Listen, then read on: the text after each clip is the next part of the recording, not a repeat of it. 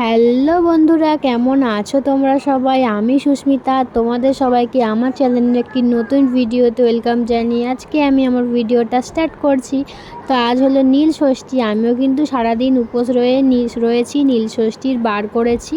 তো এখন হলো গিয়ে এই যে সন্ধ্যে 8টার সময় আমরা চলে এসেছি হলো বাবার মন্দিরে। বাবার মাথায় দুধ ঢালবে বলে আমাদের কিন্তু বেরোতে বেরোতে একটু লেটই হয়ে গিয়েছিল। তো তবুও কিন্তু দেখুন মন্দিরে এখনও ভিড় রয়েছে, কিন্তু যেই মন্দিরে যাওয়ার ইচ্ছা ছিল সেই মন্দিরটা বন্ধ করে দিয়েছে। তো বাধ্য আমরা চলে এসেছি হলো গিয়ে আরেকটা মন্দিরে।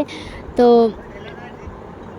এখানে না এই দেখুন ঝাঁপ চড়ক নীল নীল যে সন্ন্যাসীরা হয় না, মানে ভগদা, এখানে ওই সব মানে ওই রকমভাবে পুজোটা হচ্ছে একটা, সেই আমরা হলো গিয়ে সেই রকম একটা মন্দিরে এসেছি এখন, মানে লোকেদের মানে বাড়ির মন্দির আর কি বলতে পারেন।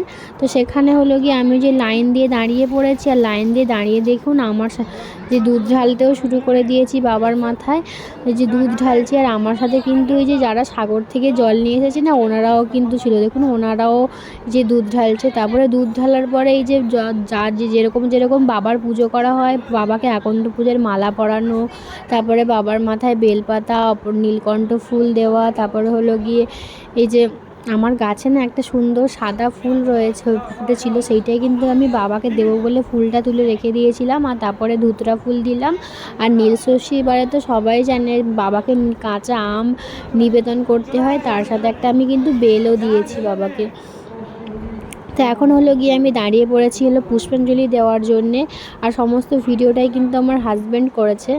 আর তারপরে দেখুন ঠাকুর, দেখুন বাবাকে দেখুন, যেন মনে হচ্ছে বাবা স্বয়ং নিজেই বসে আছে। আর এপাশে দেখুন রাধাকৃষ্ণ, আর ওপাশে যে বাঘের উপরে যে ঠাকুরটা আছে না, ওই ঠাকুরটার নামটা না আমি ঠিক জানি না, তোমরা জানলে কিন্তু অবশ্যই আমাকে কমেন্ট করে জানাতে পারো। আর আরেকটা কথা, তোমরা কারা কারা নীল ষষ্ঠীর বার করেছো তারাও কিন্তু আমাকে অবশ্যই কমেন্ট করে জানাতে পারো, আমার তাহলে খুবই ভালো লাগবে। আর এখন দেখুন আমি চলে এসেছি হলো কি যে নীল ষষ্ঠীতে যে মাটি মোমবাতি বা ঘিয়ের প্রদীপ জ্বালাতে হয় না, সেই জন্য দেখুন আমি একটা ঘিয়ের প্রদীপ জ্বালিয়েছি। তো আমার মা বলে যে যার যতগুলো সন্তান বা সুস্থ সন্তান লাভের আশায় ঘিয়ের প্রদীপ জ্বালাতে হয়। তো আমার তো একটাই সন্তান, মানে একটাই ছেলে আমার, তো আমি তার জন্যই যে একটা ঘিয়ের প্রদীপ জ্বালিয়ে নিয়েছি। আর কিছুটা একটা ধূপকাঠিও, মানে একটা না সরি, মানে ধূপকাঠিও জ্বালিয়ে নিচ্ছি।